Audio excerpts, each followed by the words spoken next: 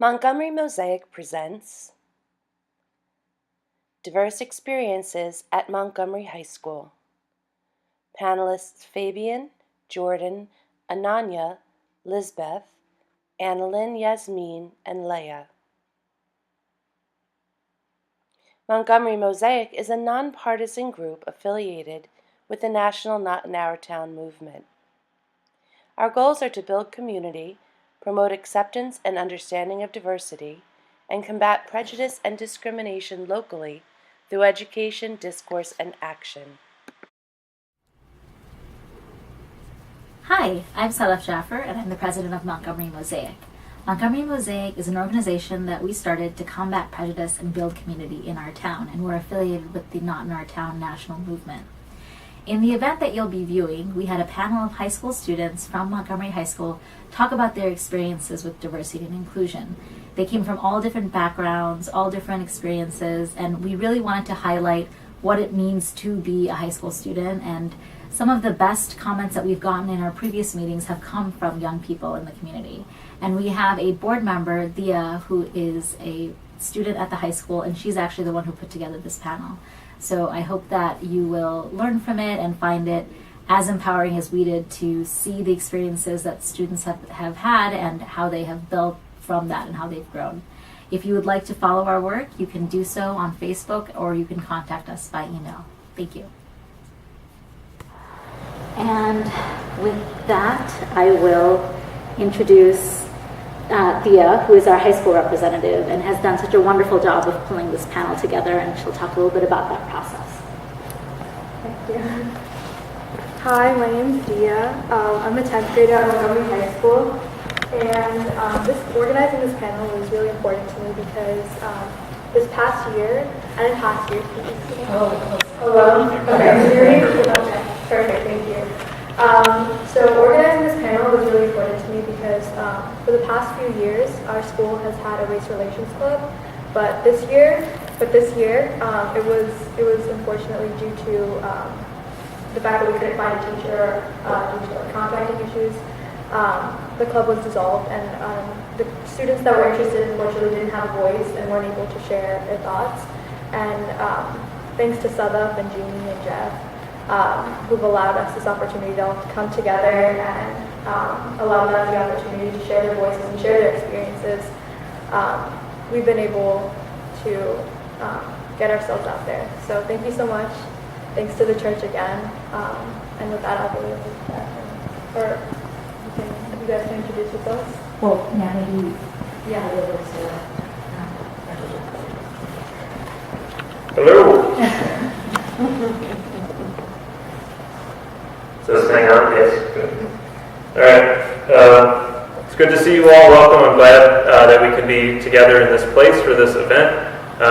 As Sadaf and Dia said, I reiterate that it's an exciting thing to be here tonight, and I'm glad it's happening. When we started getting this group together and thinking of different things that we could do for Montgomery Mosaic, different ways that we could learn about different people's experiences here in Montgomery, it came up really quickly. It's like we have to do something with high school students. Like we want to know what their experiences are and what they're going through. I think it goes without question that we all come from diverse and different backgrounds. And part of what that means is that we don't know what it's like to go to high school in Montgomery right now because none of us are high school students in Montgomery. And I'm sure, like you all, you went to a school that's probably different in dramatic ways or interesting ways than what these students are doing. So it's just an interesting and a fascinating thing to say, what is it like for students right now in Montgomery High School?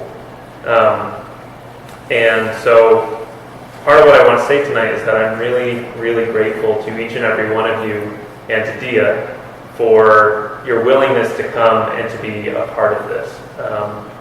Part of the spirit of Montgomery Mosaic is that we want to build connections, we want to build understanding, and you guys are the ones who are helping us achieve that tonight by offering your experiences, which is can be a scary thing. It's something that is a vulnerable thing that you're doing to talk in front of people who you don't know why they came tonight, you don't know who they are, you don't know a lot about them.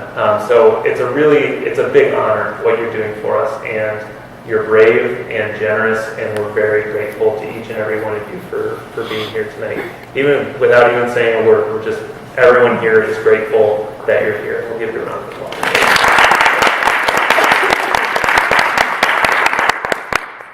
So panels are a great way to talk about issues that sometimes can be a little bit prickly, because what panels are when they're their best is people just sharing their experiences, right? And it's really hard to argue with someone when they're just sharing what they've experienced or their own personal opinion on something. Tonight our focus is hearing from the students about what they're going through, what they've experienced, what they've seen, the challenges that exist, and the things that are working, and the things that are joys, and the things that they celebrate about their experience here in Montgomery.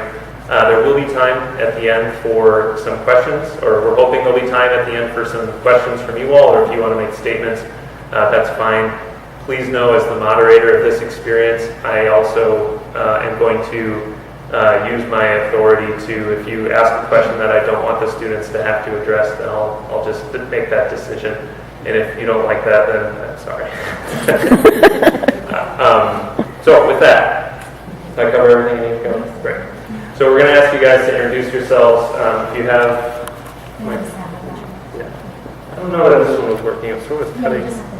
Yeah. Okay.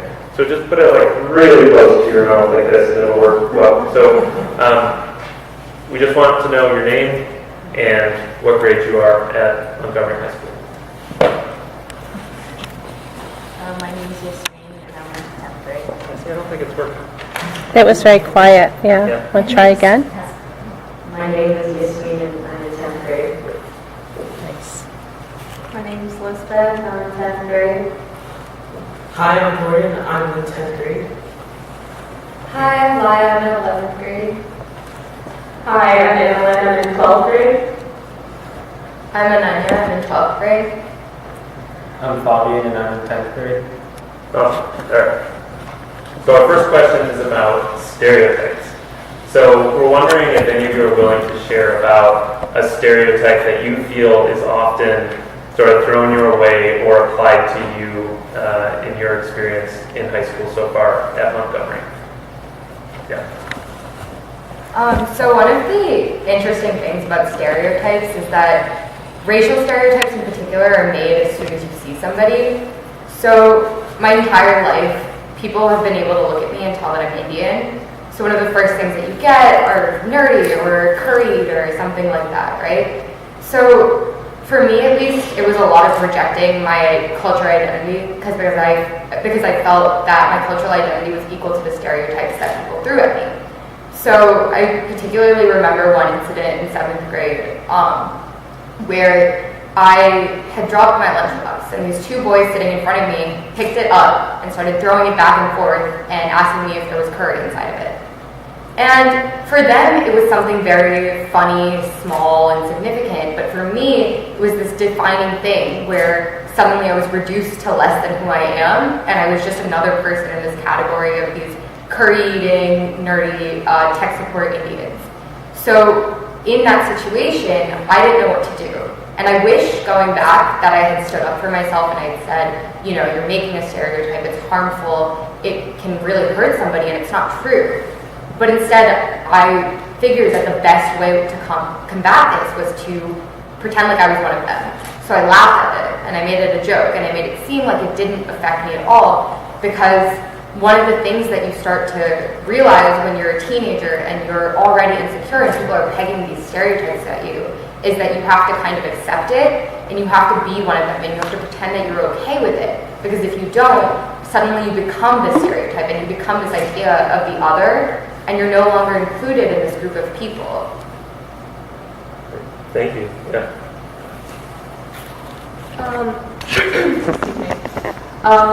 So I think that the idea of laughter is actually a very weird part that I've had to grapple with over the last couple of years. And in contrast to Ananya's experience, when it comes to people stereotyping as soon as they see you, I don't get that as much. I get stereotyped about things that people take a little bit to know about me, unless they've heard about me before. A lot of that has to do with my sexuality. I am open at school. I came out in 10th grade as bisexual, meaning that I like people regardless of male, female, whatever. So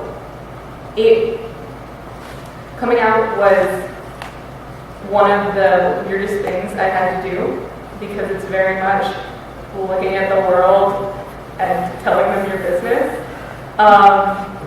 And to some extent, I had a lot of people, even people who were very close to me, tell me that, like, oh, I shouldn't have come out. Like, not that, like, they didn't accept me, but just like, why? Like, why does everyone need to know? To some extent, no one needs to know. But on another hand, like, when I was in the closet and I felt as if I was different and not okay, and I felt as if, like, if I did come out, like, I was never going to be happy because people were going to view me differently. They were going to put me in this box. They were going to stereotype me. Like, when I was in the closet and felt that way, like, what I needed was for someone to be out. And, like, our school is not the least accepting place in the world for a lot of things, sexuality included. We do have the GSA, we have Gender and Sexuality Alliance, previously the Gay and Straight Alliance, and no one's ever looked at me and told me that I was less than, but a lot of it has to do with the idea of, like, jokes and laughing with someone versus laughing at someone, because a lot of times jokes will be said or words will be said that people think they're laughing with me, but I'm not laughing. And when I say, like, hey, I don't particularly find that funny, please don't say that around me, I'm then the one who gets laughed at. And it's this idea of, like, if you do stick up for yourself, you're the problem, and you're the PC one, or you're the social justice warrior, or you're whatever, because you're just voicing the fact that you're uncomfortable in a situation that can very obviously be uncomfortable for you.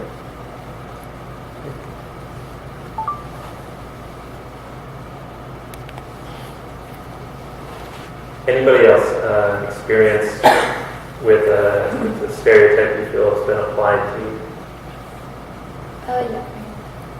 Okay, so kind of to jump back on the train that Anand was referring to about, being brown in Montgomery. So what I have to say is I think a little bit more applied to going to the Montgomery Public High School.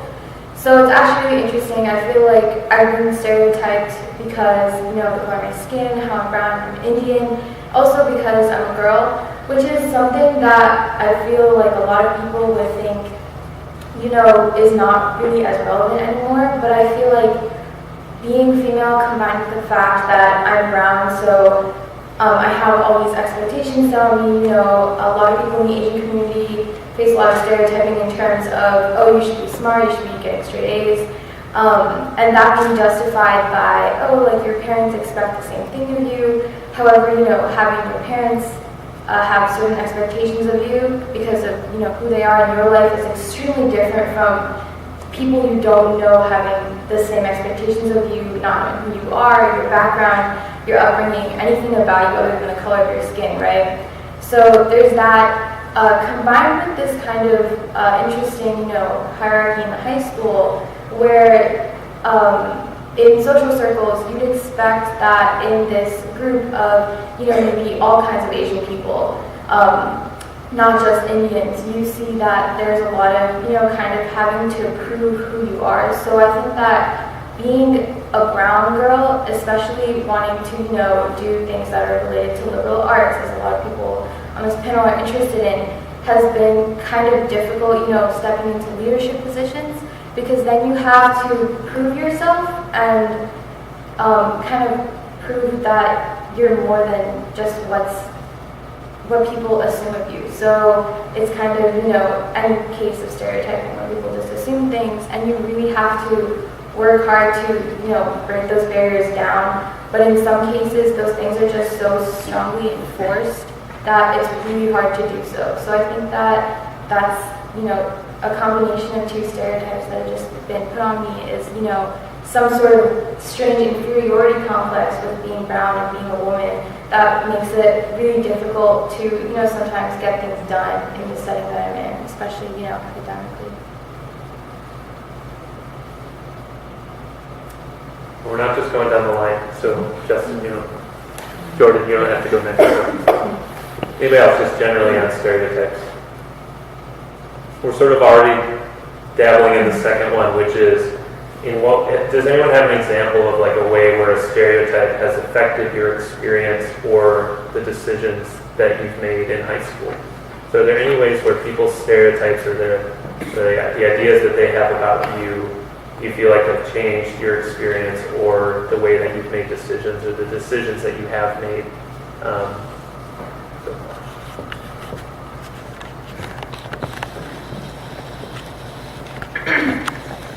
I think speaking from the perspective of a girl and as I was saying, being in leadership positions, how I hold myself is something that I'm always very aware of because it's treading that line, or always has been in my head, of being respectable but not being intimidating, which is a word I get thrown at me a lot, very casually. I think for people who aren't realizing why they're saying it, because I get, that's fine. You're just intimidating when you share, when I'm leading a word debate, and I'm like, this is my job to be doing that. And I've had words much worse than intimidating thrown at me for doing my job, and it's just the idea of I don't feel as if I can actually stand up for myself, or I didn't feel that way for a very long time, as if I had a proper voice that I could really express without just knowing that these words are going to get thrown at me and these stereotypes are going to get thrown at me. And it's just the idea of you do it anyway, or at least you strive to. It's just exhausting. To just know that when you say something, people are always going to just judge you for it. I mean, and that's high school to some extent, judgment. There's no escaping judgment while you're in high school. Nothing putting close to 1,700 adolescents in one building and saying, go! So saying in general, high school is just a bad idea. Yeah, honestly, just give her the whole thing. That's what you should be taking away from this panel. But I think when you're dealing with all of the intersections of your diversity and your own experience, it all factors into how people perceive you, and it factors in eventually into how you perceive yourself and how you feel as if you should be presenting yourself to the world. So to Annalyn's point, when you're in a role of leadership, or when you're putting yourself in an area of increased visibility in schools and you're a racial minority, or you're basically not fitting the stereotype that was given to you, it kind of leads to a lot of self-esteem issues, as you might guess. For me, especially growing up, I never really took an interest in what my race was kind of labeled as. I never really took an interest in science and math, to my parents' despair. But I was always argumentative, and I was playing sports, and I was doing music, and I was doing things that weren't traditionally things that an Indian girl would do.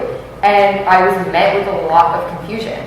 And as a result, I felt like I had to constantly prove my Americanness to other people and prove my ability to be more than the stereotypes that they pegged me as. And I think my parents can remember this very distinctly. In 5th grade, during Heritage Day, I asked them if they would sign off on me being Irish, which is very clearly not believable. But I faced this huge rejection of my identity because I felt like it would hold me back from so many of the things that I wanted to do. And in high school, I'm a debater.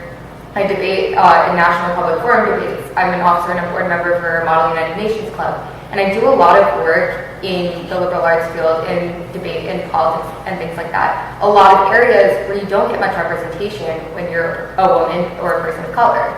And coming into that, I always felt like I had to be this person that I'm not. And I had to keep proving that I wasn't your stereotypical Indian girl. I wasn't the stereotypical STEM, curry-eating, like great at math person, because that wasn't who I am. And it was almost me asserting the fact that I was not that they would not be able to reduce me to that, because that wasn't who I was.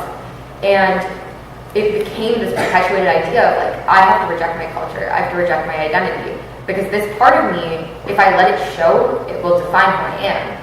And especially in high school, a time where you're already so insecure and already so unsure of who you are, that takes a toll on you. And it makes you really start to question where your culture fits into your identity.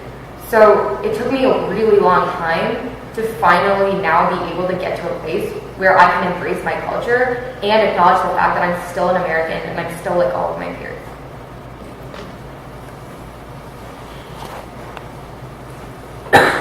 Who else? This is a quiet half. Sit down to about half, and you guys can turn up. Someone's got to take it. Don't have to open up. Like the question. So it's, are there ways that like a stereotype has affected you or affected your decisions, or you feel like made some change in your life? When I was young, I grew up in a lot of different places, and like I've always rejected like who I was because I'm mixed. I'm half Mexican and half Lebanese. So like when I grew up, I was telling everyone that I was American because I was born in New York. So I didn't like telling people about my parents. And I remember like all the sleepovers I used to have, and they would all talk about how they were like Italian or Irish or from all these like European places, and I would just stick with American because I didn't really like talking about the places where I was from, because I knew that it would come with a lot of strings, and that once I told them where I was from, they would start making assumptions about me that I didn't want them to make in the first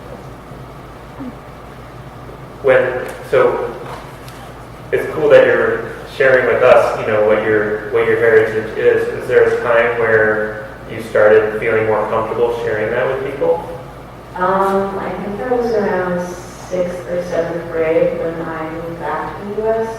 And I started to realize, like, I went through all these things in all these other different countries, and I was embracing the culture of every single one of them, and I realized that there's nothing wrong with being what I am, and it's not wrong. So I started telling people now, like, I don't usually go by American people ask where I'm from. I say where I'm actually from, because I'm not afraid to say it anymore. I'm proud of it.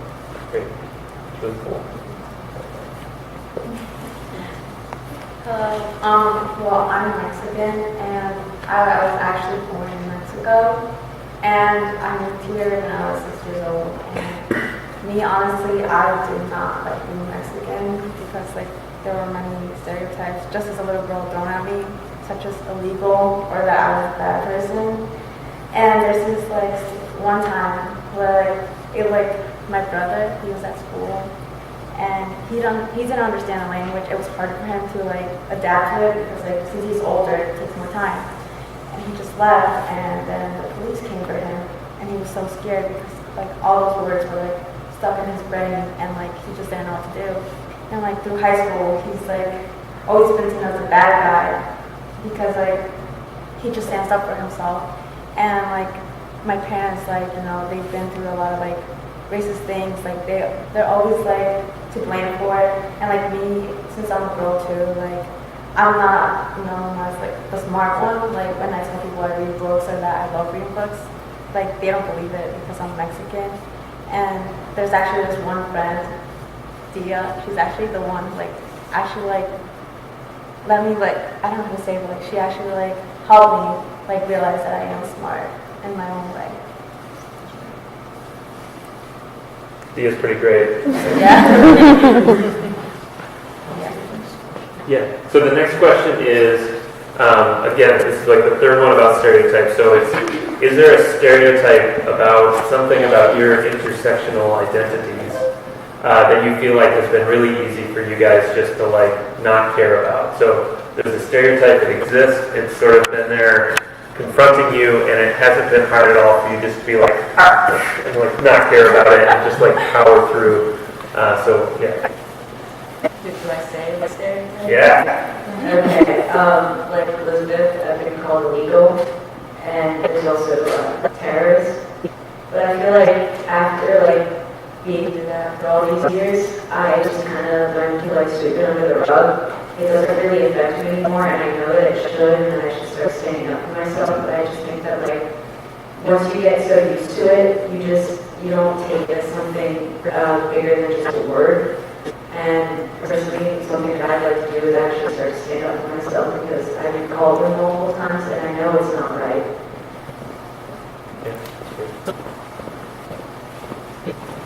So for me,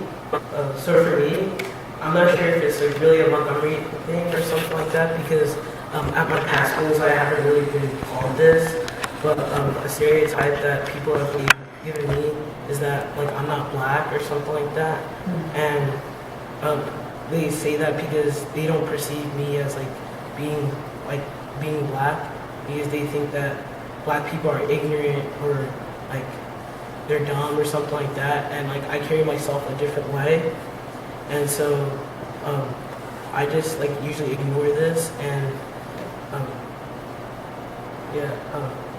I've been getting this for like the past 2 years, and so I just used it like as a build up for me to as motivation, so then I could just sweep it under the rug.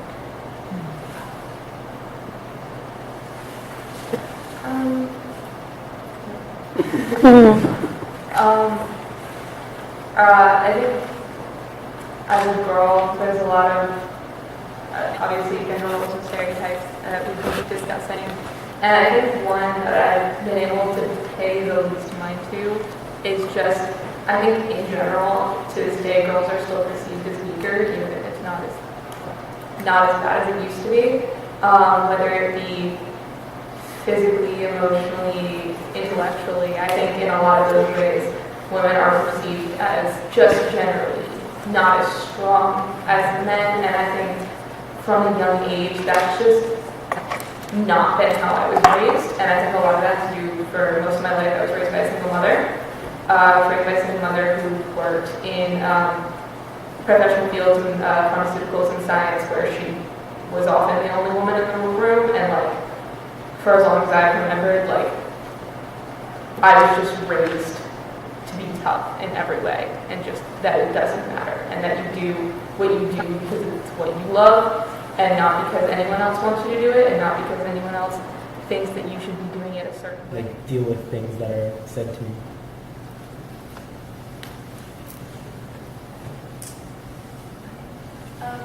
So I do think that, even the problems that, or the issues that I was talking about before, being stereotyped as a female and, being Asian or for whatever cultural or ethnic minority that you are, I think that for many people who, face stereotyping or face any kind of discrimination, there does come a time where, it's kind of like, okay, now I have to move on. But I also do think that there's, I don't think that, overcoming stereotypes is the same thing as, refusing to acknowledge them. And this is a little bit unrelated to the question, but I do think that it's really important to, acknowledge the fact that they should be acknowledged, because I feel like in the community, at least in the high school that we're in right now, you have a lot of people who, are just kind of like, okay, whatever, stereotyping is fine because it doesn't directly change who I am, but at the same time, it's not fine because, it perpetuates this kind of culture that in the end drives one towards, or even inadvertently, like drives one towards having to prove themselves or, maybe not exactly fully accepting who they are. So you have, a bunch of Asian kids who are, completely denying their identity and playing into Asian stereotypes, making fun of themselves. And I mean, to a point, yeah, I get it, everyone does that, self-deprecation, but it's also when your entire being and, most of the jokes that you make with your friends, especially as a young person, is completely comprised of making fun of minorities, making fun of even if it's yourself based off of these stereotypes, it's ultimately pretty detrimental to who you are, and also makes a bunch of unacceptable things completely acceptable.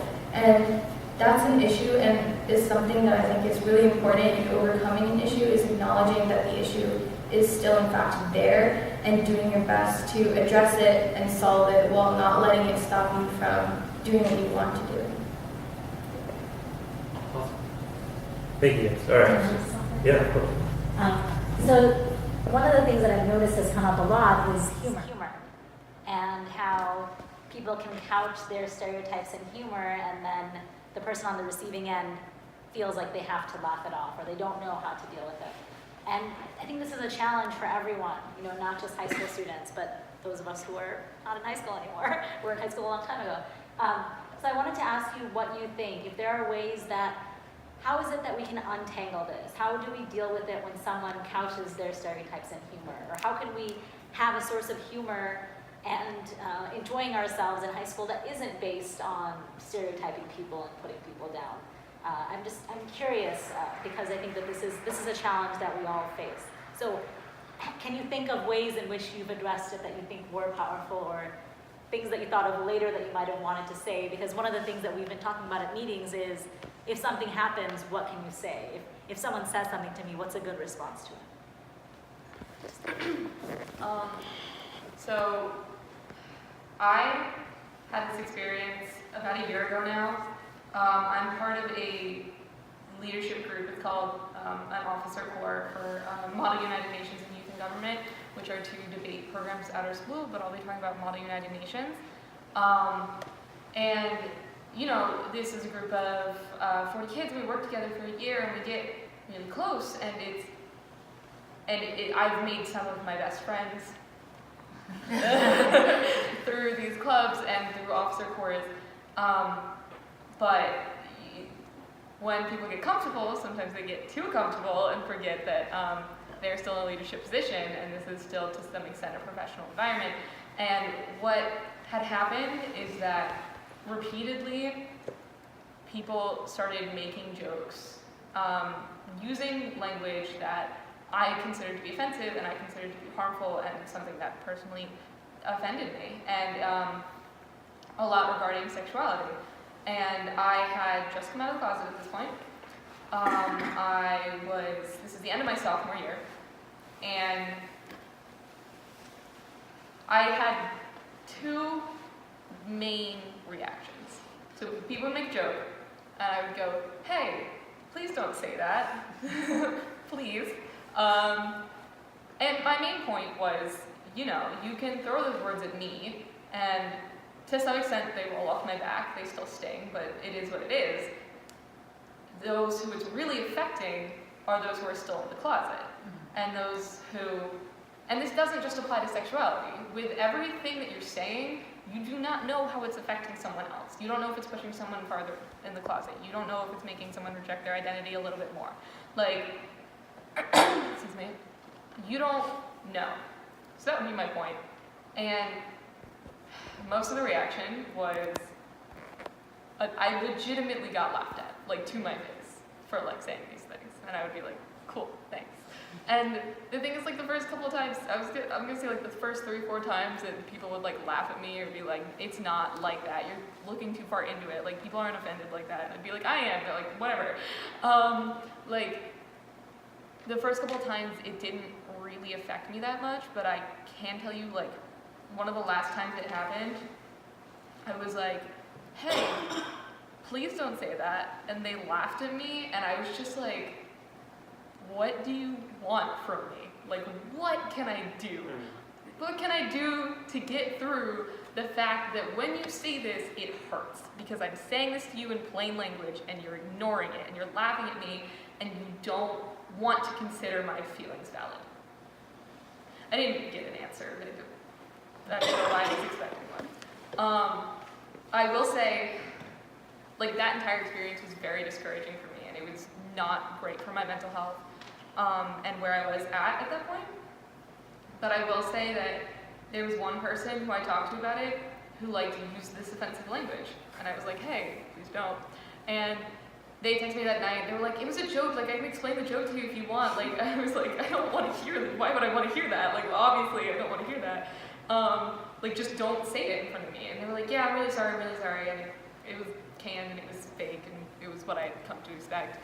But about 2 days later, the same person messaged me again and was like, I'm really sorry to bother you again, but I need you to understand that like what happened the other night has been in my head since it happened. And like gave me this really long, heartfelt apology about becoming numb to how his words had affected other people. And like just being surrounded in sort of a toxic environment that made him think it was okay when he knew deep down that it wasn't. And like one thing that he said that really stuck out to me was like, he apologized for me having to educate him on it, which was honestly just like the most heartfelt apology I could have gotten in that moment, because like being any sort of minority, to feel as if you're being a responsible member of that minority, a responsible member of that community, you feel as if like, or at least I've always felt as if that I need to educate people when they're being ignorant towards parts of my identity. So, and when you refuse to do that, people get mad at you, but when you do it, people get mad at you. When you're like, hey, please don't say that, it's like offensive. They're like, wow, how dare you? But then like they'll be like, explain to me why it's offensive. And I'm like, we're literally in science class. Like, I don't want to take my time out of my day to explain to you why that's offensive to me. Can you please just take me at my word? And I think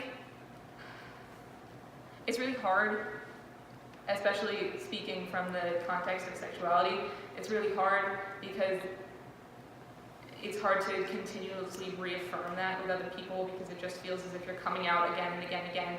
And if you're in the closet, it's even harder to stick up for yourself because you don't want to associate yourself with it, because you don't want suspicion, and you're paranoid to some extent that people are going to find out before you're ready. And like, I think there's a responsibility for people who are outside of a marginalized community to be calling things out. So I, as a white person, try and call things out for racial stereotypes that I see, things that I think are inappropriate.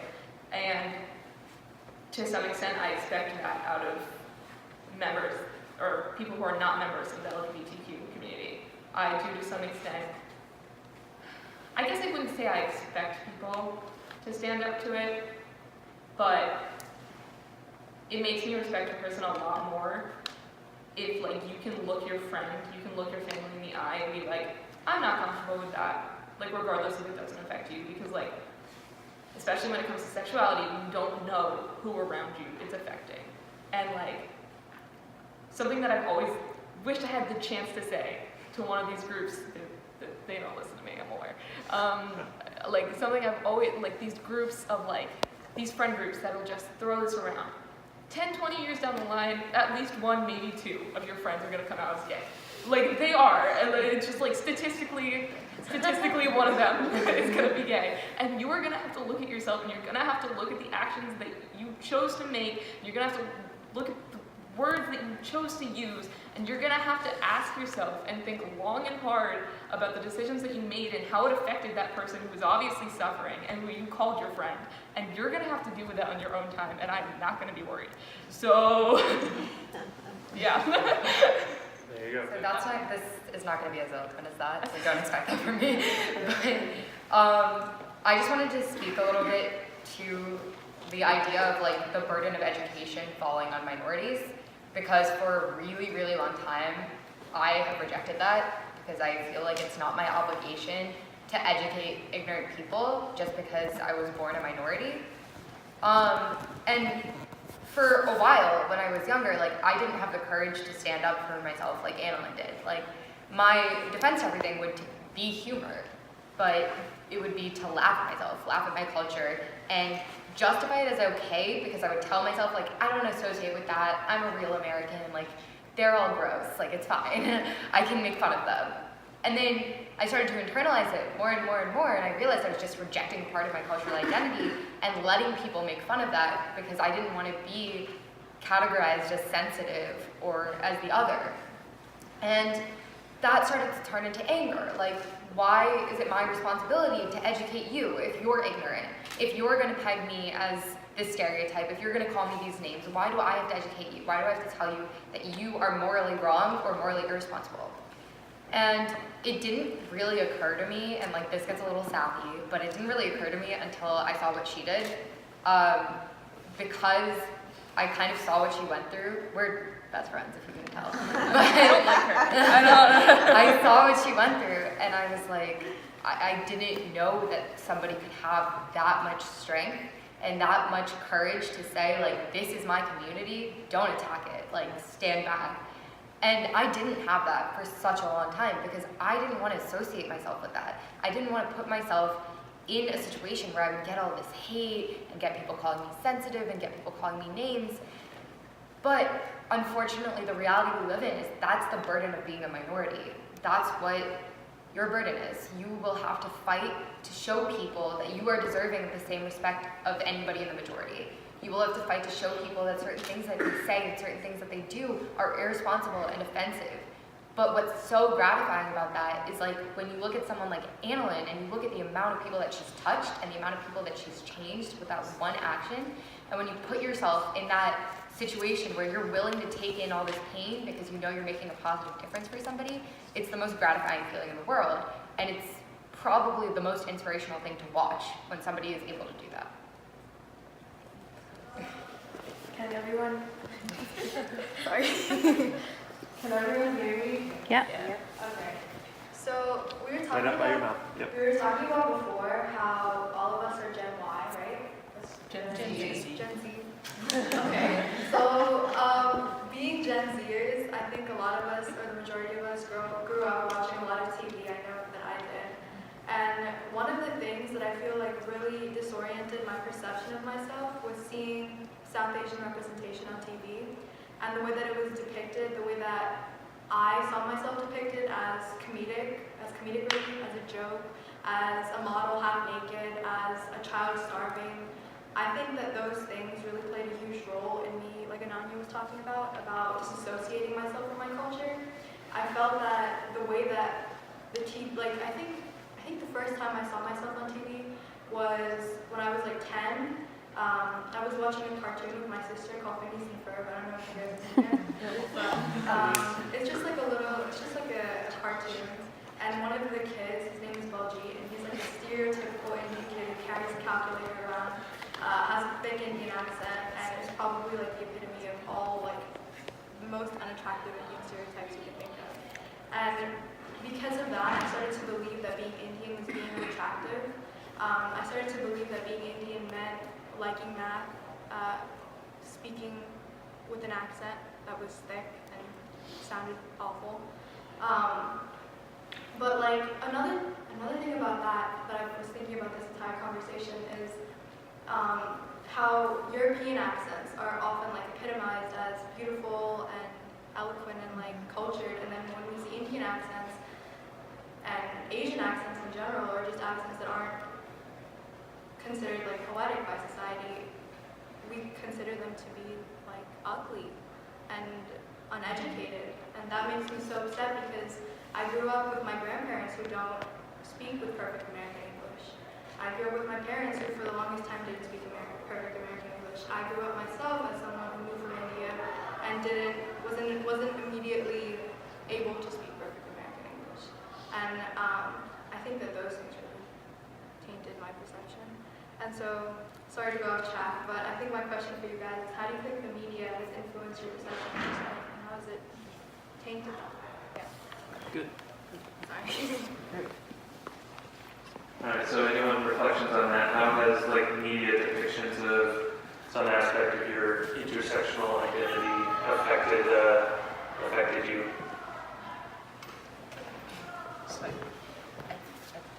The debate team has some answers. So I wanted to speak because I like what Dia said really like connected with me. And for me, it wasn't even like I grew up watching Phineas and Ferb too. Like I know Baljeet, and I never really. It was weird because I didn't even make the association until I like processed what his character meant. But I think even if you look at shows like The Big Bang Theory, and you look at Raj, or you look at The Simpsons, and you look at Apu, and you look at how Indians are so frequently portrayed as these unattractive, nerdy, like these people that are in existence for your comic relief. Like, that sticks with people when they watch it. And I think especially when you're growing up and you're trying to find yourself and you're trying to find your confidence and feel attractive and feel good about yourself, and you don't see anybody on TV who looks like you, or anybody in the fields that you want to be in that look like you, that are presented in this light of somebody who is successful and accomplished and kind of well received, it makes you feel even worse about your culture, and it makes you reject it even more, and it makes you try even harder to prove, like, I'm not that caricature of an Indian. When really, it's not you who should have to change that and change other people's perception of you. It should be the way we portray people in the media and the way we portray different races and different caricatures of different identities, because that influences people, regardless of whether or not somebody has the ability to detach themselves from the media and say, you know, this is a portrayal. We've seen it so often that there are these consistent portrayals and consistent caricatures of every race, every minority, every sexuality, that ultimately lead to members of that community facing the consequences. Really quick, I wanted to talk about LGBT representation in media. I will say, like, I don't think to this day I've ever seen, like, casually just seen a bisexual character in a TV show. Just because, and like, for the longest time, I grappled with my identity before I had a word for it. Because, like, I didn't even know I could be what I am. And I just, growing up, like, knew I had crushes on boys, got it down. That was the easy part. And then I was also, like, trying to figure out what the rest of my identity meant, and, like, did I feel this way about girls, or was I just friends with them? And, like, doing this, you know, grappling with our own identity and our own sexuality that a lot of kids growing up have to do, and just getting stuck at this point that it took until, and I think this is where social media really comes in, and how, for our generation specifically, media, the large percentage, if not the majority of that, is social media, and these social media platforms that are less dictated by what executives in a boardroom want us to see. And it took until my real introduction to social media and the internet, where I was shown representation of a label that worked for me, and a label that represented me better than gay or straight was ever going to. So yeah. Well, and like to some extent social media is, you know, awful when you're just trying to like grapple with things, and then you have people who can get really anonymous online and say really mean things about you and never face the consequences for them. Which, you know, does happen a lot, and, you know, it's a give and take situation.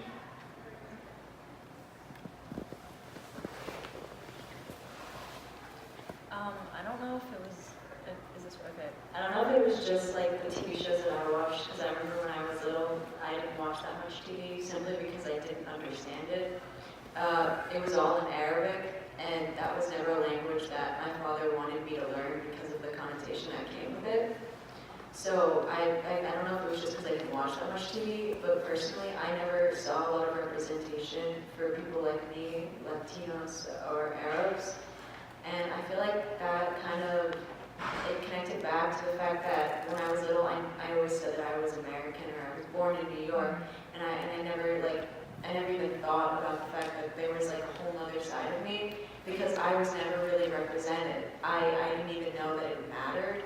All that mattered really, that was like, I'm American, and that was always seen in media. So I just thought that, like, if it's there, then that's what I am. If it wasn't, it didn't matter. It was just kind of extra. For me, social media played a big part as a woman, because for women there's a certain type of way you should look. There's, you know, a lot of women have to be really skinny, they have big breasts, big busts. I don't know if you guys know about the Victoria's Secret Love Your Body campaign. I think that's very ridiculous. Yeah, they decide to include women of different like cultures, but if you look at all those women, yeah, they're all like some could be Indian, some could be Mexican, some could be white, but they all look skinny, they all look like they're starving.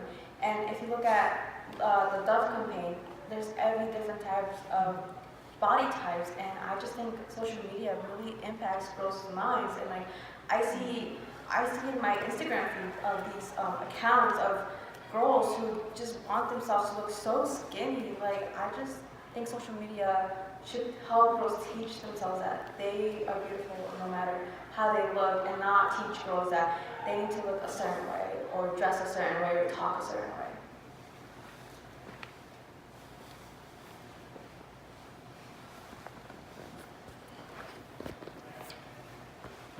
Like going back to the reference to the cartoon, the fact that like some character like Baljeet was able to even be like put in shows how like much media has been like desensitized to the things that like can really like affect people and make them feel very self-conscious about themselves. And I just think that it's kind of ridiculous how those things are even like put on air, because like the amount of people that probably had to go through and be approved by,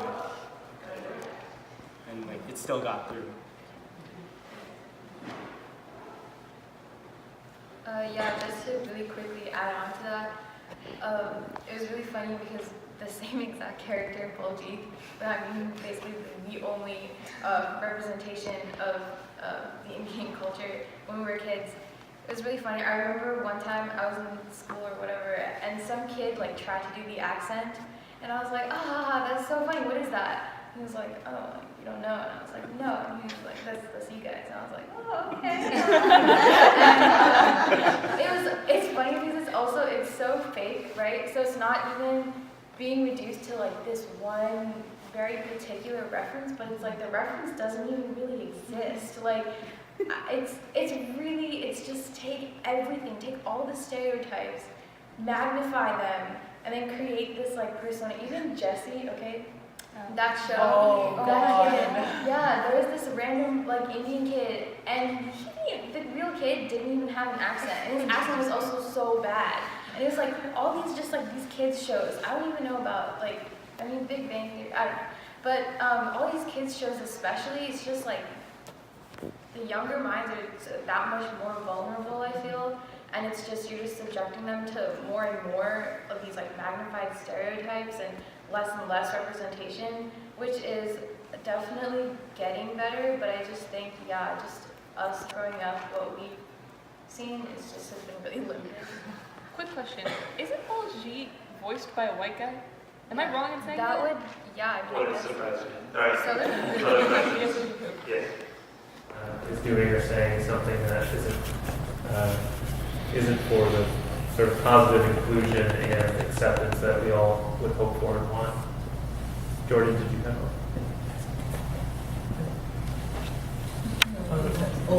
So I was about to say how. right up close to your mouth there, Jordan? Okay. Yep.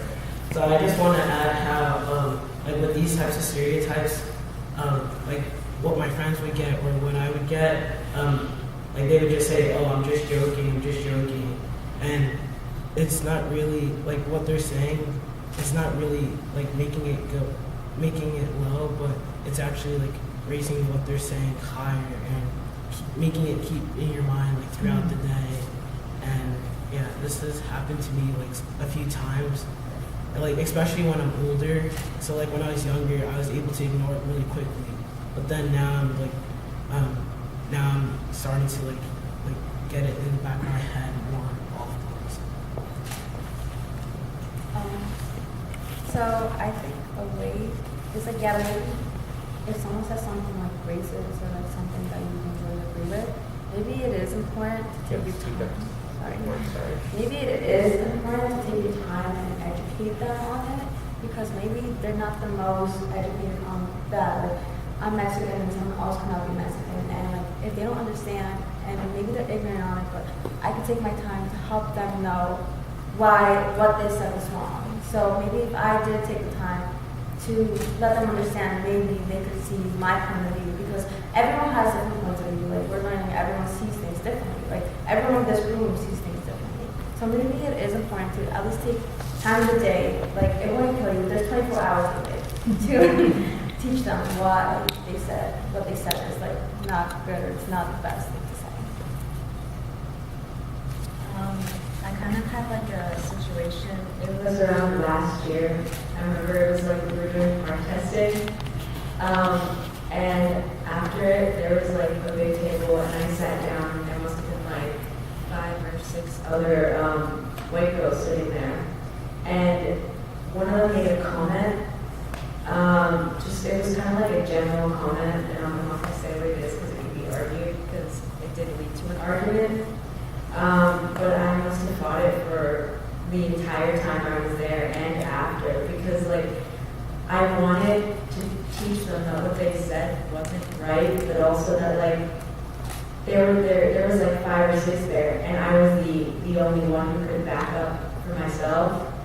And I personally, I thought that I ended up losing the argument, even though I was in the right. But I feel like when like they kind of start to like come up to you and like that's when humor can come into play, because I played it off as a joke in the end because I knew I was going to lose. I didn't have a chance from the beginning, because when you're a minority and you get approached by several people who have always been seen as above you, you just don't have a chance. And so that's why I think a lot of people turn to humor or like other coping mechanisms.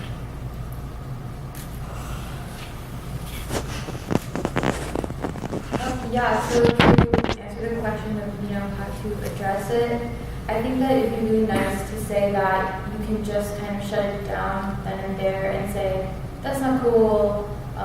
And you really do need to be kind of casual about it, because you do have, as Annalyn was saying, kind of saying, can you not say that? Or just, even if you show like that little bit of this personally offends me, you do often get like laughter as a response, and this person being like, oh wow, you read that touchy or sentimental. So one of the most effective ways of, kind of stopping it or delivering the message that it's not okay would be to casually shut it down.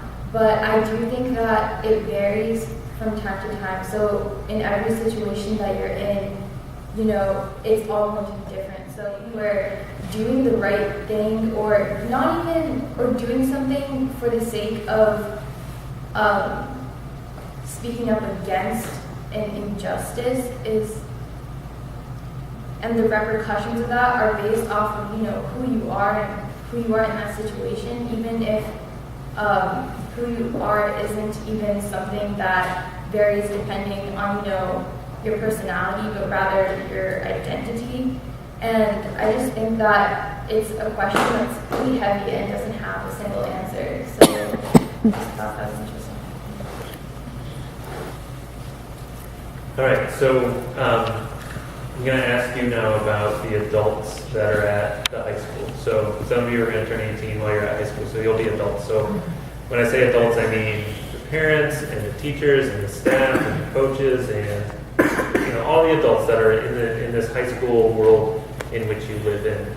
And we want to know the good and the bad. So we're going to start with the bad. So by that I mean, what are experiences that you've had where an adult leader in a situation, disappointed you when it comes to this issue of inclusion, or they did something that you thought was not helpful or not, just bad. So we'll start with that, and then at the end we'll also say how have adults in the environment been helpful and good. So we're not just beating up on the adults. There was an adult at the high school. She grew up in California, and then she made a comment that considering that she grew up in California, it's the same as growing up in Mexico, because there were so many Latinos there. And personally, I thought that was offensive, because she's trying to say that she knows what we're going through, or what Elizabeth are going through, like moved here from there, or like my mother. And that it offended me, because like how can she say she knows that just because she grew up in California? It's not even close. Well, it's close, but like, it's like two completely different things. Like everything they have to go through compared to everything my mother had to go through. It was bad. Well, there was this one time, my English teacher, he said a comment, and he was saying, you guys should be grateful. You don't know what it's like to live in poverty or anything like that. And I was like, I'm sorry. Yeah, it's okay. Okay, so my English teacher said a comment one time, and he said, you guys should be grateful because you live in Montgomery and you don't know what it's like to live in poverty. And I honestly took that into, I took that in a defensive way because he doesn't know. Because me, I'm not ashamed, like I grew up in Mexico, we didn't have anything. We lived in like a straw house, dirt. Like I know exactly what it's like to like not have food or like have to go work with my grandma. Like I would go work with my grandma when I was like 5 years old to get money, and my brothers would have to go to school because they were the guys, they're the ones who deserved the education. And like yeah, I'm very privileged right now because I live in Montgomery, but like I felt like it was offensive because like I do know what it's like to live in poverty, and like you don't know what everyone has been through. Yeah. This is fascinating.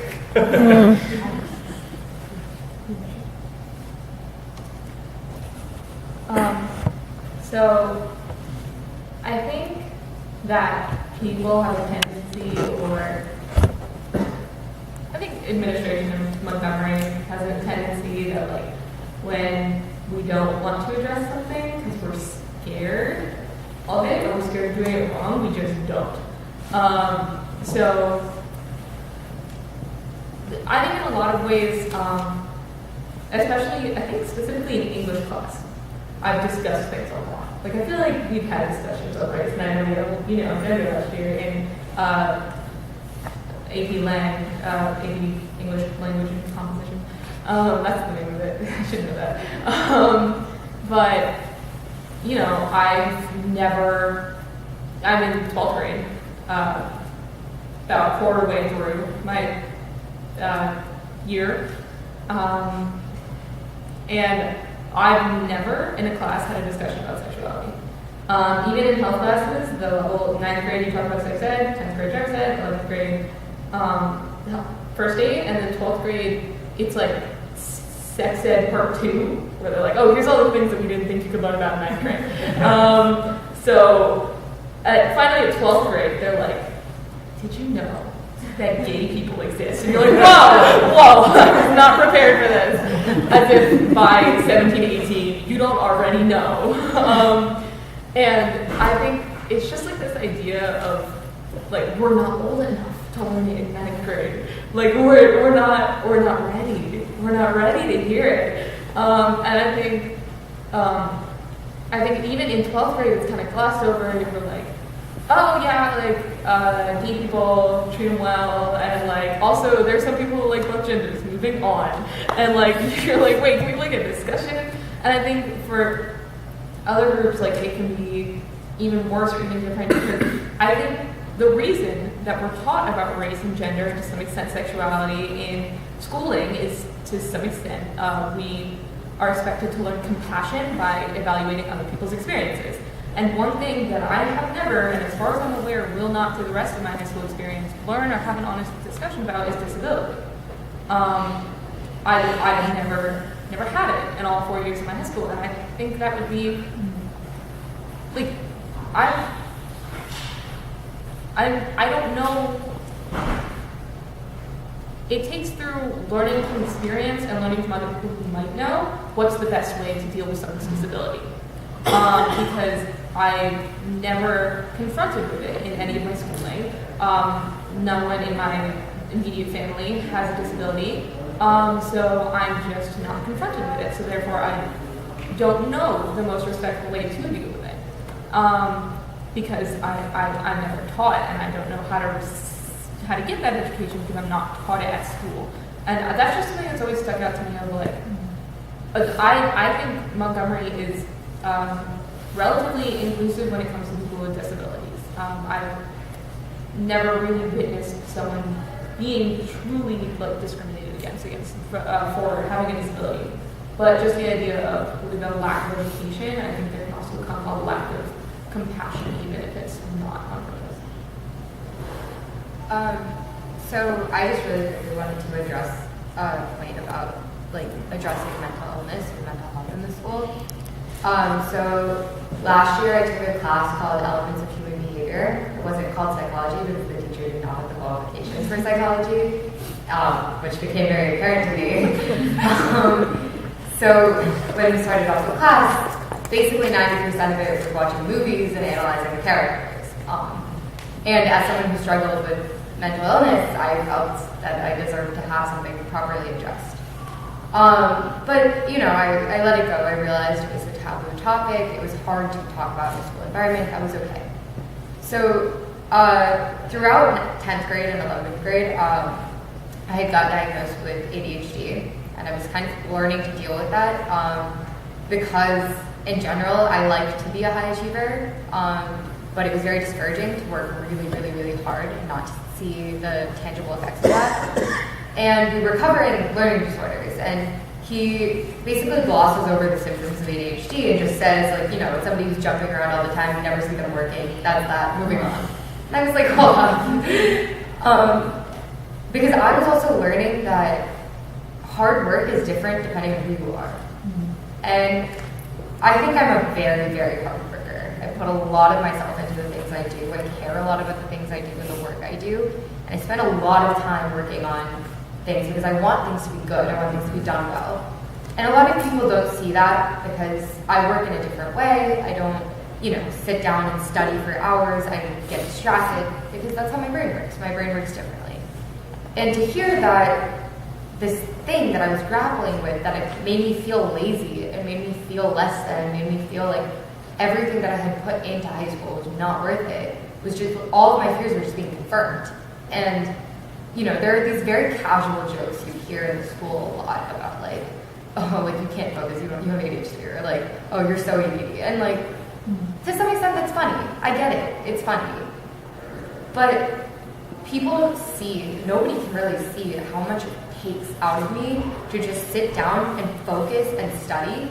And to hear that coming from an educator was like the worst feeling in the world, because the people that are really supposed to value your hard work don't, because they don't see it. And you know, when it comes to something like ADHD, or it comes to something like a learning disorder, it gets brushed over because to them it's just a part of the curriculum. They don't think about, oh, there's somebody in this environment who could be struggling with this, and I'm telling them that everything that they've gone through is unimportant.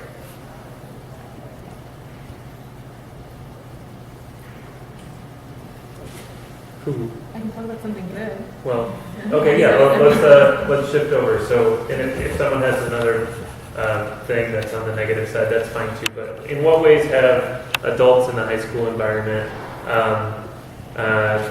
done things that you view as heroic or brave or encouraging or positive when it comes to inclusion or recognition or?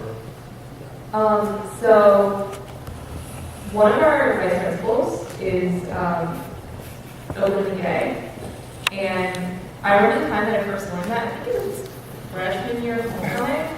I stepped into the foyer because I mean it was loud, and I was just talking to the vice principal, just like casually, and she just casually mentioned her wife, and I was so happy. I was so happy. She just here's the funny thing. I didn't want to react because I didn't want her to like misjudge my reaction to homophobia, because I was like really excited. I was like, I don't want to react poorly, and like that would be a whole thing. But I just, having an administrator be so just open about their sexuality and just have them feel comfortable enough to be so casual with it made me feel a lot more comfortable. So I think that representation is very, very important for me. And also just in general, less like, because like most of my teachers don't know about my sexuality, because I'm not like stopping by and like that kind of stuff. So I think I've had a lot of great teachers who truly make the effort, that notice when I'm distressed, that notice when I'm off, that notice like when I'm going through something that like maybe I'm not going to them because that's hard and that's intimidating, but they're coming to me, which is something that like our 10th grade English teacher. Oh my god, She was like my mom. She was truly the. I think I name dropped here. I'm just complimenting her, right? Yeah. Miss Krieger. She's great. I remember one specific day that this is 10th grade. This is the same time as the whole story that I told before. Same time period, going through the same thing. She had no idea what was like going on in my life. But one day I was thinking, past and I was just, it's not my day, not my month, actually.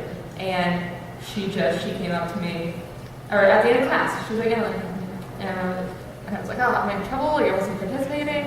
And she was like, are you okay? Just like, I noticed something was off, and just, I don't know, man, it's reassuring. Sorry, I know, I talk a lot. I just have a really small one. But, so, around, like, towards the end of 8th grade, I know it's prior to high school, but it helped a lot. I was going through a lot of health issues. I was getting these, like, really, really bad headaches and migraines, and we couldn't figure out why. And I was missing a lot of class because I was in and out of doctor's appointments, and CAT scans, and all of that stuff.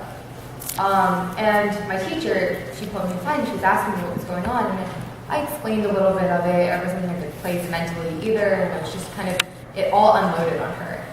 And the first thing that she did was tell me that she went through the same thing, the same headache thing, and the first thing she did was make sure I was feeling not alone. The second thing she did, we were having quiet reading time, was get me up, find a quiet corner where there's one boy sitting, kick him out, put me down, and let me sleep. And it was the most reassuring thing in the world because she felt human to me. And it felt like she could understand my pain, she could understand what I was going through, and she knew that even though like I was a student, technically I had to do the same work as everyone else, I had to do the same things as everybody else, like I was worthy of her doing something kind for me, and like feeling that human interaction and human companionship with a teacher, with somebody who you don't really see in that light, that like means the world. Our guidance counselor is pretty great. Oh, our guidance counselor is my best friend. Well, I think I'm gonna do that. And yeah, okay.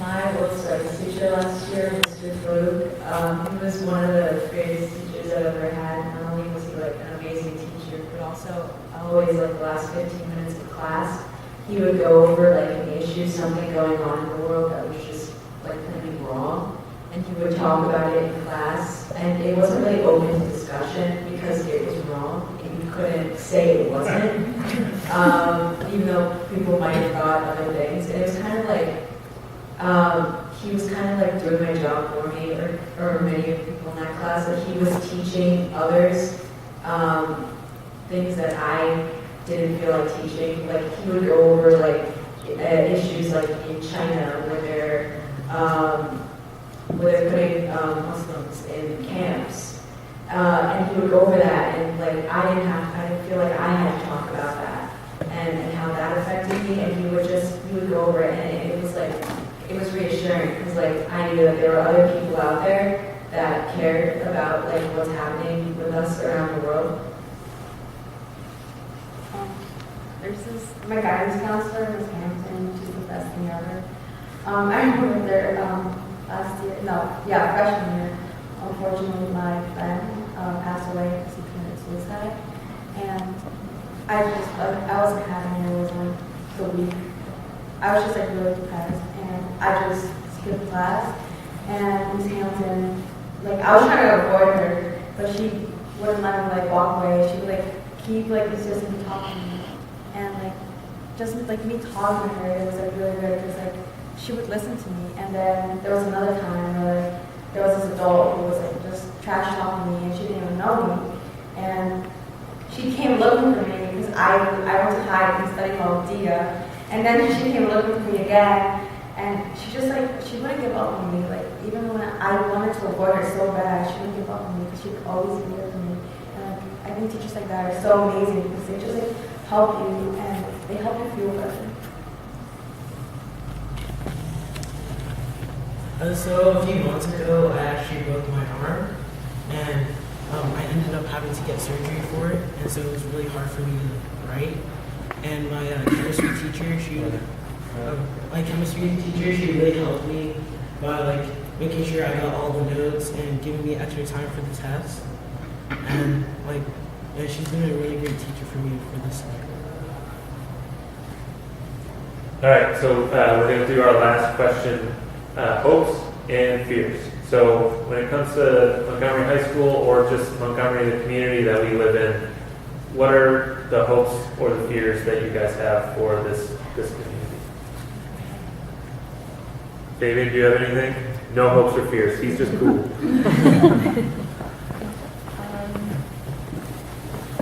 I guess my hope is that more discussions like these will happen and more people are willing to educate themselves about what's going on with other people. And I hope that we can learn to connect with one another on a level that's deeper than how we look or how we label ourselves or anything beyond that. My fear is that we will become so numb to what's going on that we'll be completely devoid of empathy. So I guess this kind of merges into a hope that we learn to prioritize empathy, because understanding what somebody else is going through and understanding and feeling their pain is so important. And once you lose that, you lose the ability to make a difference for somebody else. You lose the ability to make something improve for somebody else.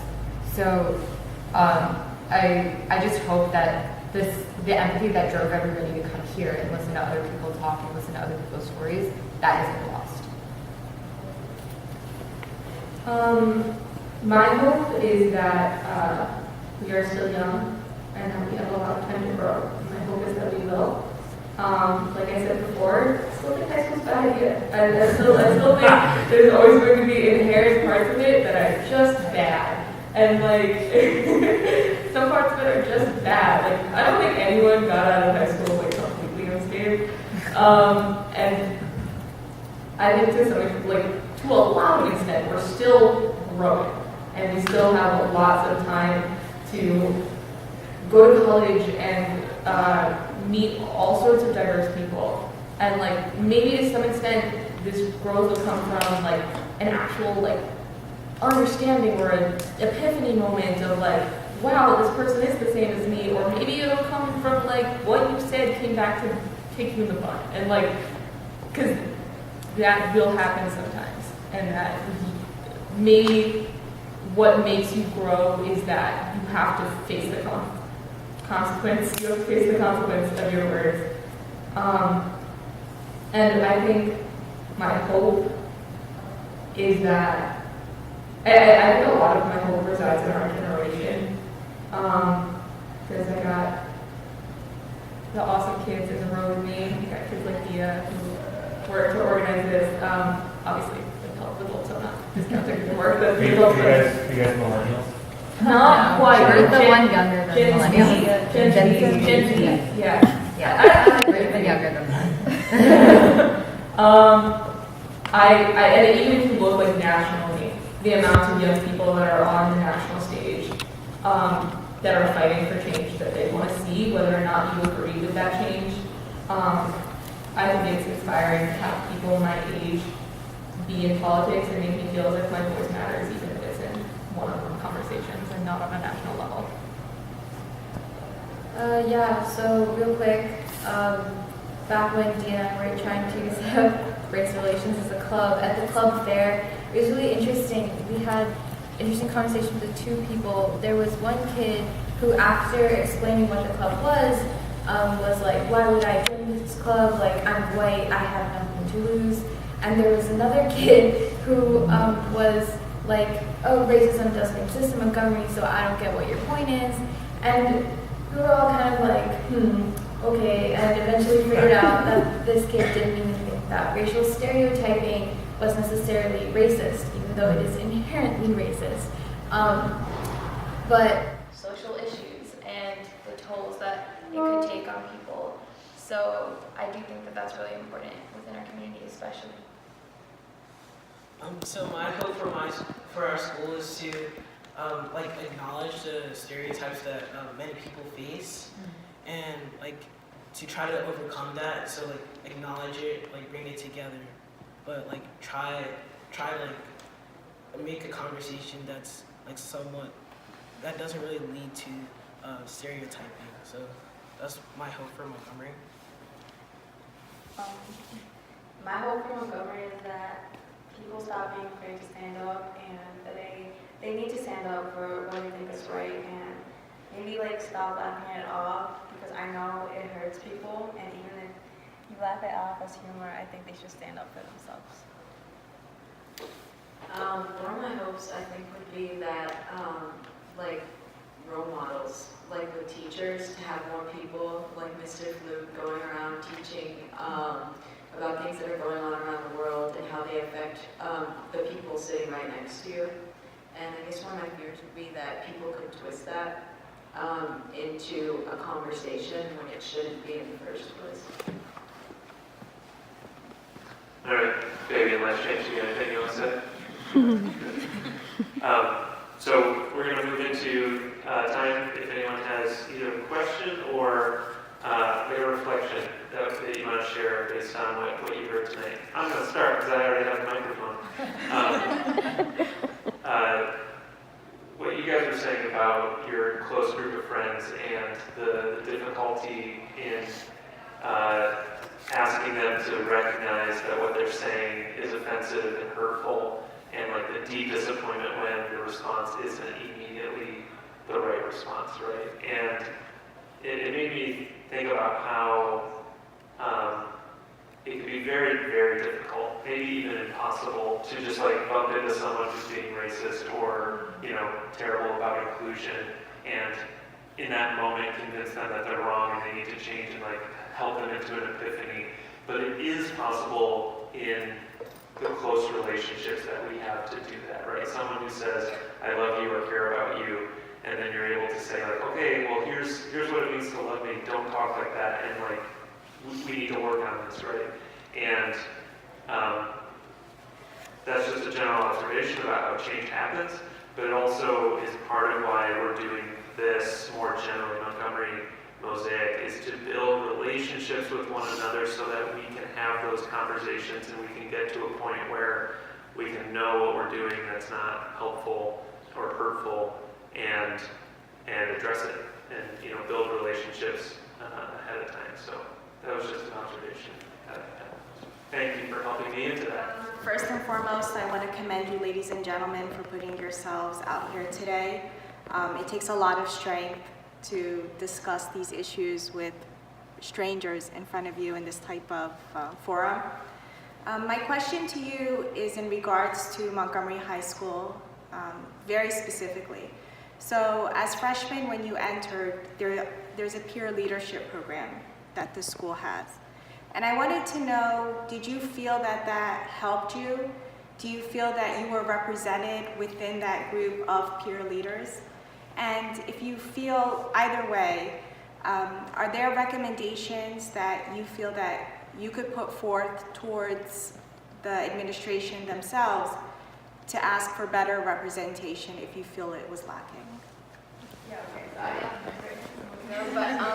yeah, I definitely think that, no, I don't think that a lot of the issues or social issues were addressed with peer leaders. I think that peer leaders, and I don't know whether this was by intention or not, was focused just a lot more on, you know, like more elementary, or I don't know, high school things like time management, you know, not getting involved in drugs and alcohol, peer pressure.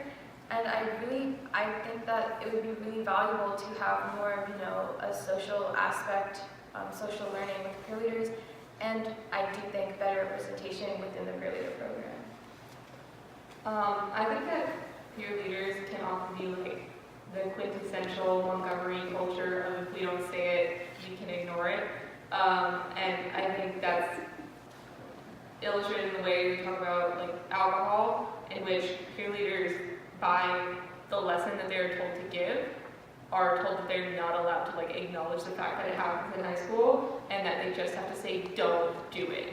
And like going back to 9th grade sex ed part 1, we spent like 2 weeks on abstinence, and then like by law 1 day on contraception.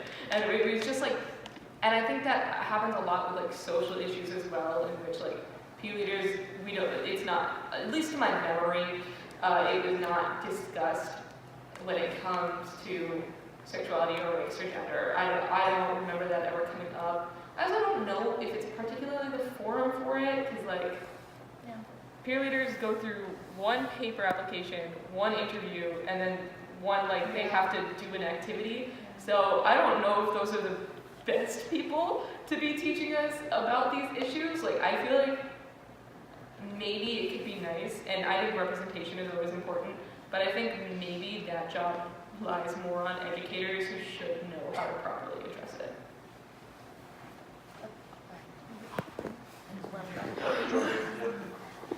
So I think for peer leaders, they should have sort of like a theme for the year, because when I did last year, it was generally going from one topic to the next, and I was thinking maybe it should be like one huge theme and different subtopics which relate to that one theme. As much as I loved my peer leaders, I felt that it was almost kind of like a joke, because we would talk about it for like 5 or 10 minutes, and then they knew we were kids, so they would just be like, okay, for the rest of like the time, we'll just like play games that had to do with the topic, but it was really just a game, and I felt like it should be left up to the educators, because they don't, I guess you could say they somewhat know what they're doing, but they aren't like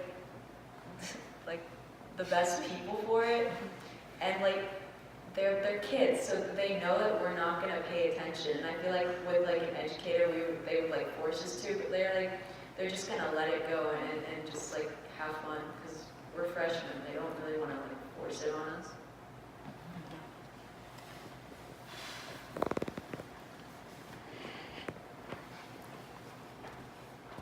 I had peer leaders last year, and like really they only talked about like what this panel is kind of about one time. They had one lesson on microaggressions, which is I can't remember exactly. It was something around the lines of like you might say things and unintentionally you'll be making someone feel bad about themselves, and they basically just gave us a lesson on like some examples of it and how you could avoid it.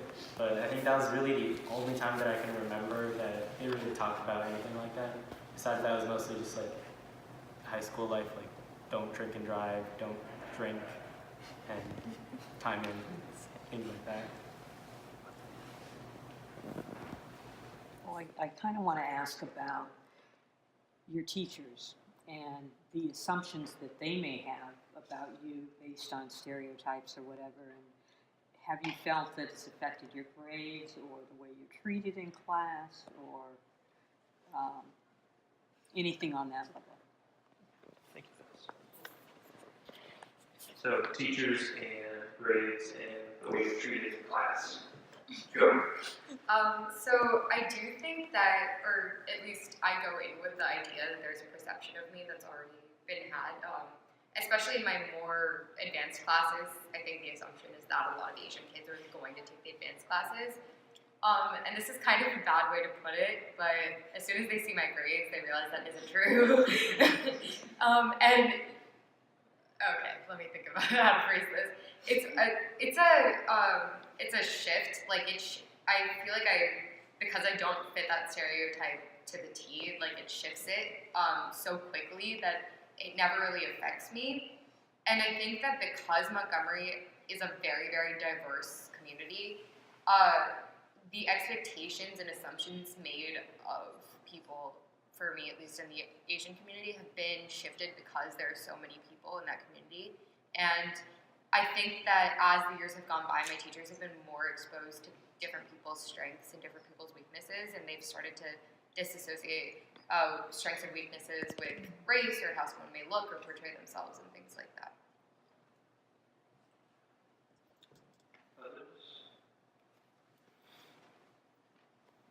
I haven't really experienced anything firsthand, and I do also think that is in part because the teachers have, or a lot of the teachers that I've had have been here for a long time, so they they've kind of, gotten used to the idea of students not always being what they seem, or following, stereotypes. But I do know that there are a couple of teachers that are notorious for supposedly being a little bit inclined when grading papers, and apparently it's because of, race. Like, I know that there was this entire group of kids, and they were all Asian, and they had a particular teacher for one of their classes, and they had all put down, like the same exact answer as this other person put down, and it was literally the same answer, but when argued, the teacher said that they didn't feel like giving those points back at the time, and used the words "feel like" to describe why they wouldn't give the points back. And this, happened it happened a few times, which is definitely a few times more than it should happen. And whenever it did happen, only these racial minorities were receiving the low end of the deal. So that's what I've heard, but I don't think that there is too much direct, discrimination that happens between, or knowing or repetitive discrimination that happens between teachers and students in our high school. I'm not going to answer them right away. We're just going to hear them. Okay. Can you hear me? No. Can you hear me? Can you hear me? Can you hear me? Yes. What struck me is how much you care, and I found your insights very valuable, and that your expressions were very powerful. And thank you so much. I was wondering, my question is, are there situations where you found in the high school a wonderful relationship across what normally would be some sort of a boundary, and sort of an unexpected one? And how do you think that might have happened? All right. We're going to gather up a few questions, and then you guys can have any of them, okay? All right, my question is really about, do you think a discussion like this would be good at the high school? Would it be something that you would feel comfortable talking in, and or is this already done? Do you think, what do you think would help?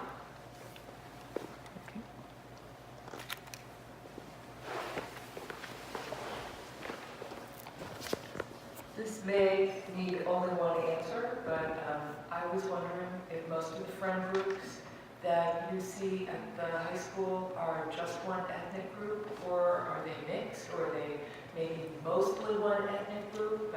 And what about people who are biracial, or maybe adopted from one ethnic group to another ethnic group? Do they have trouble finding a friend group? Question. Hi, I'm Barbara Preston, a member of the community. I'm speaking as a member of the community. And I don't have a question, but I am a member of Gen X, and I wanted to say it's very nice to meet Gen Z. And I'm kind of curious what comes after Generation Z. I hope that, I don't know, do we go back to A? A spreadsheet is like AA, like a spreadsheet. Double A. Maybe it goes back to A. But that's not my main point. I just wanted to thank each of you for speaking today, for being brave and sharing your stories and experiences. And I just also wanted to say, I think it's important that all marginalized people stick together. I think that I've learned a lot from each of you, and I think that I'm better prepared to face my own diverse issues tomorrow because I heard from each of you. And I think that diversity comes in many shapes and forms, as each of you have shared with us today, from ADHD to Indian to bisexual to, color, ethnicity, religion.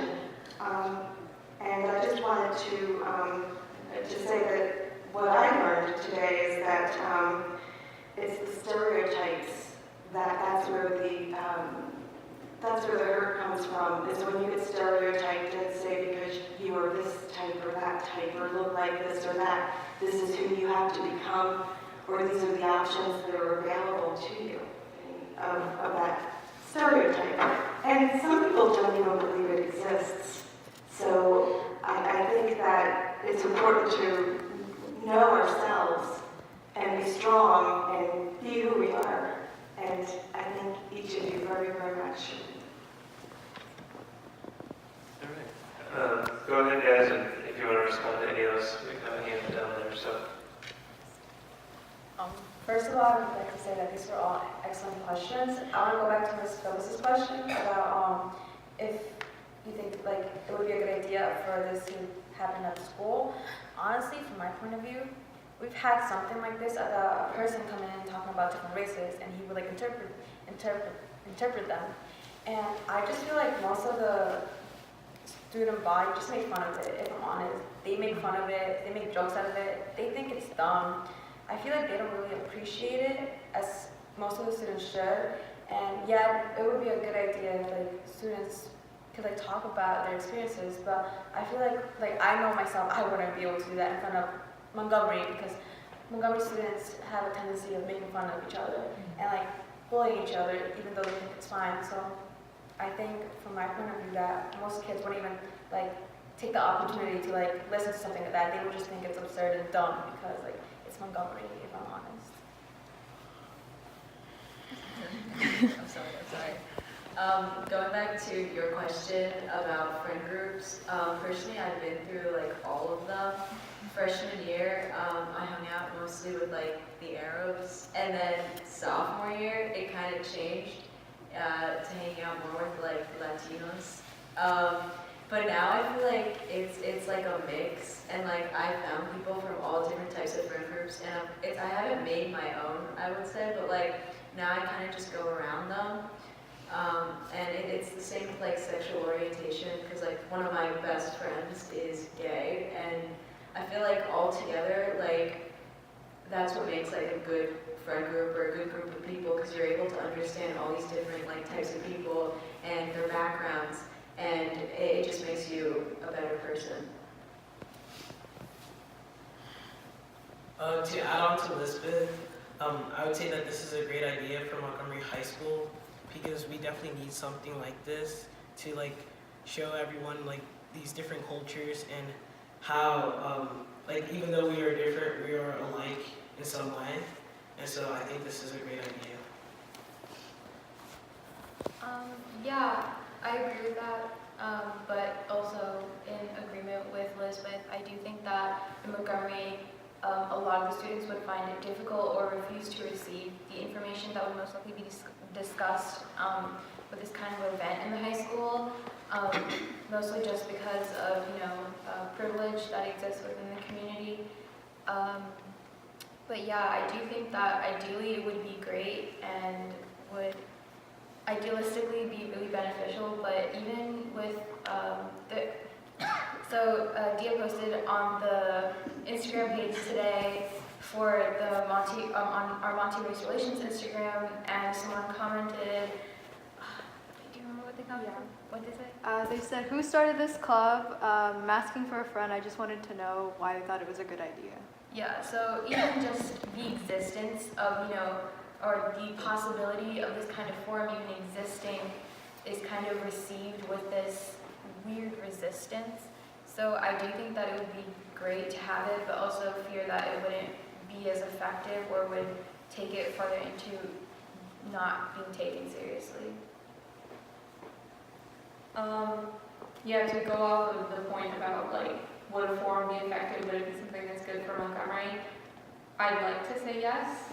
As someone who like continuously tries to stand up for themselves and like has gotten shot down and laughed at so many times, like when I was asked to be part of this panel, it didn't really faze me as something to do. I was like, oh yeah, I advocate for myself, something that I'm very proud of myself for doing. You bring up the idea of a forum in front of Montgomery kids, and I'm like, am I ready to like everyone knows, but am I ready to sit in front of Montgomery and say those words? And I don't know if I would be. And I think that relates weirdly to the debate clubs that I do. We have a delegation meeting, which is just Montgomery kids. And then we have like the whole conference in which you go to rooms that are filled with other kids. And I've been doing these clubs for 4 years. I hold leadership positions. I have spoken from the entire conference of like 2,000 kids with reasonable nerves. I sit here and I sit in front of Montgomery kids and I like shake. It is something about your peers and Montgomery specifically that it's rough. So that's just like what I wanted to hit on really there. It's just sort of agreeing with points that other people made. And then when it comes to friend groups, I think Montgomery friend groups are one of two things. Either pretty much all one ethnicity or super, super diverse. I love our friend group because our friend group is like really diverse in like a lot of ways, and I love them all very much. And like half of us are gay. And it's funny because we all became friends before we came out, and then we all came out like one by one. But no, I think I enjoy my friend group, and I enjoy like the different connections that I've made with people who aren't so like myself, like this one, who I've been friends with for like 7 years now, 6 years, something around there. And like, I've gotten very close to her, I've gotten very close to her family. This past week I went and celebrated Diwali with her and her family, and it was just a good time. And like, I think Montgomery is so very diverse, and I think that if those bonds are really made, and if we really connect with each other, like, I think Montgomery is like a really beautiful place in that sense. I'm gonna let you end on that, that's it. For the thing where it's like if we had something like this at the school, I think on paper it's like a great idea, but I think like the kids at Montgomery they'd like think it's like just a waste of time and it's kind of stupid, and they wouldn't really pay attention to what anyone has to say, since like it's kind of they'll see it as maybe like it's a waste of their time. And a lot of times when you force kids to do something, they'll just, before they even know what it is, they'll think it's useless because it wasn't their idea to do it. Back down to Elizabeth. Going back to the friend group thing, I feel like a big influence could be like siblings. Like I know for me, like last year my older brother was into high school, and like I would be like this little shadow and follow him everywhere. And like there was this one person who asked me, like, oh, like, do you hang with the Hispanics just like him? Like, are you as dumb as him? And I honestly found that like so funny because honestly, like many people found my brother as a troublemaker. And I honestly didn't care about that because he's honestly like one of my biggest role models, because like when anyone would like make fun of me, he would always be there to stand up for me, and like he's honestly like the smartest person I know. And it's just like I honestly like really look up to him because like everyone like says he's dumb and stuff like that, but like he's honestly like the brightest kid I know. And it's just like last year I didn't really have a lot of friends. Like I had my main group, but he would always be the one like to be there for me. So I think like siblings play a big role in that. All right, you guys, I'm going to call it. Can I ask one more thing? You just have one. Yes, I do have one. Because listening to you guys talking about going to, having us do something like this at Montgomery High School, and how it probably wouldn't be very effective because of the dynamic. What do you think about education, about these topics and more discussion on these topics with the younger kids, starting young and starting like at the elementary age? Did you guys have any of that in elementary school? Any discussions in your classroom with your counselors, your school counselors? Go ahead. Isn't that right? Third grade, I unfortunately did not. I'm good, man. That is just giving me more hassle. Some folks can't. I can't? Okay. So I think it's, like I just got reminded in third grade. It's like the only memory I have of like a discussion of sexuality, and it was, I wish I remembered the name of this author, but she's an author who wrote kind of like stories of her own life, wrote children's stories, who had two mothers, and had two mothers in the book.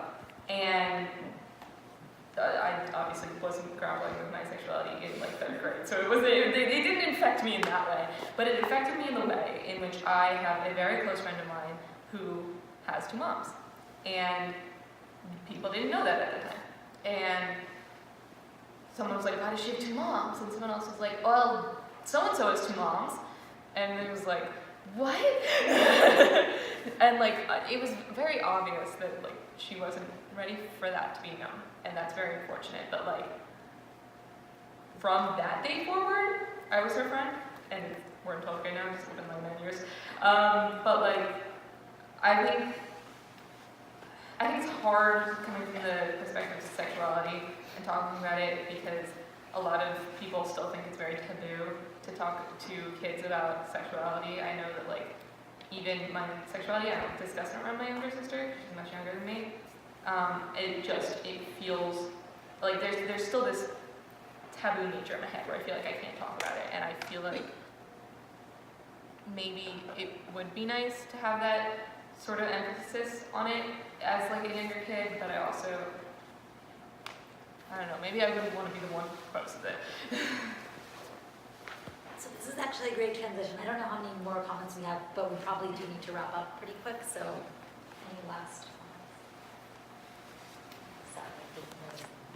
It's fine. I just, kids are really vulnerable at a young age, especially like 3rd grade. And if you start teaching them when they're young that it's okay to be gay, or it's okay to be Black or Latino or Indian, that it won't end up hurting them in the long run. It'll only end up like, they'll be more educated in those areas, and they'll probably grow up like knowing more and being able to connect more to more people. So I would say it wouldn't hurt them. It would definitely help them for the long run. All right, thank you all so very much. Yes. We, of course, are so grateful to the panelists that you guys would, the word to describe it, one word is generous. How generous you guys have been tonight to spend this evening with us, not doing homework or relaxing at home, but being here and sharing, and generous with your experiences, that you would share so much of yourselves and your experiences and your stories with us. So thank you so very much. I cannot, say it. There are not enough words to be able to describe what you, anyway, see, there are no words. Yeah, that's it. So thank you for that.